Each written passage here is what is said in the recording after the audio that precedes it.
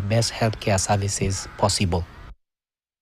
Shirika la Msalaba Mwekundu yani Red Cross limezindua mpango unaolenga kuimarisha afya ya akili nchini. Mpango ambao unatekelezwa kwa mutatu, moja ikiwa ni kujifahamisha kuhusu tatizo hilo kupitia mtandao wa chatbot ule wa kutumia nambari maalum kwenye simu na mkakati maalum wa kukabili afya akili.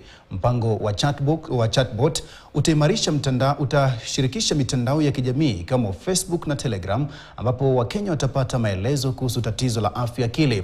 Mpango aidha utatoa usaidizi wa haraka kwa wanaotafuta msaada wa matibabu ama matatizo ya afya akili. Aidha, kwa watakaotumia simu watabonyeza nambari 7891199 kisha alama ya reli na kupata msaada mara moja. Juhudi hizi zote zinalenga pia kukabili madhara yanayosababishwa na tatizo la afya akili nchini. Expose them to mental health problem. We know that young people prefer using social media and other digital platforms to access information.